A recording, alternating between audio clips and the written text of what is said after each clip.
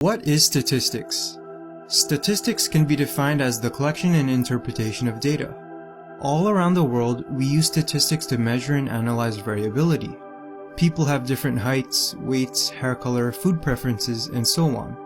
These things are all variable because they change among different individuals. There are two kinds of statistics. There is inferential statistics and there is descriptive statistics. Inferential statistics deals with taking a sample and analyzing that sample to make judgments or claims about a population. Descriptive statistics refers to getting data and talking about it.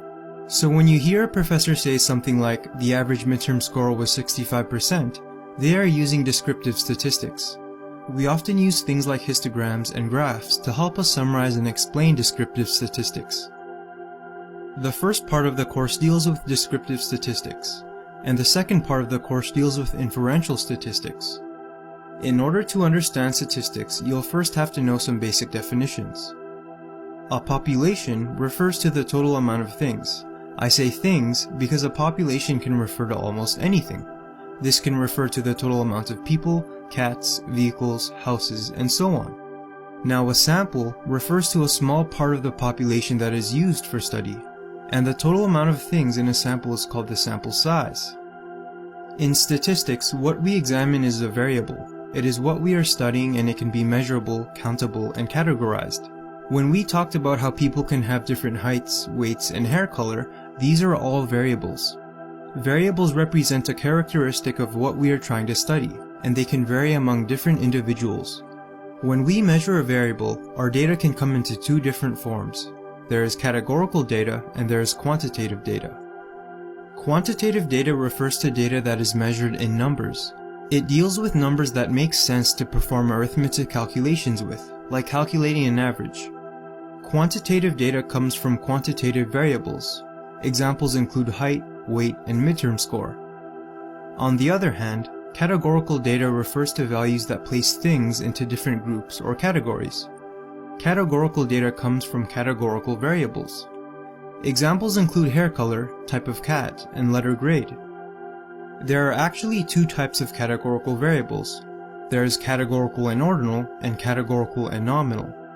Something is said to be categorical and ordinal if there is a logical ordering to the values of a categorical variable.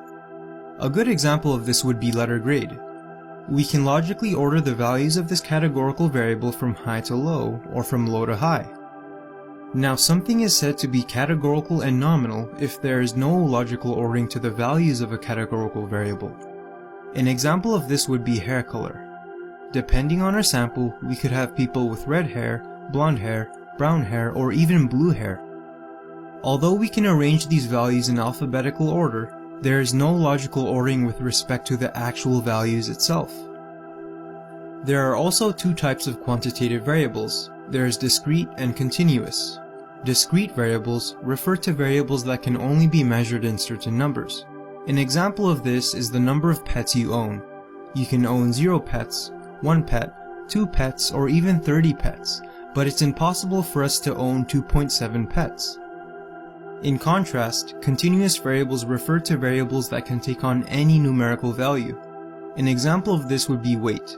Someone can weigh 105 pounds, 185 pounds, or even 170.683 pounds. We can measure this variable in as many decimal places as we want, which is why it is classified as a continuous variable. So to recap, a population refers to the total number of things. A sample refers to a small part of the population that we examine and extract information from. The total number of things in a sample is called a sample size. What we measure from each individual is the variable of interest. The way we measure these variables lets us know if the variable is quantitative or categorical.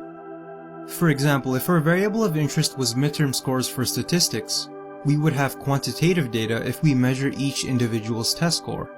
If instead we decide to place people into categories based on letter grade, then we would be working with categorical data.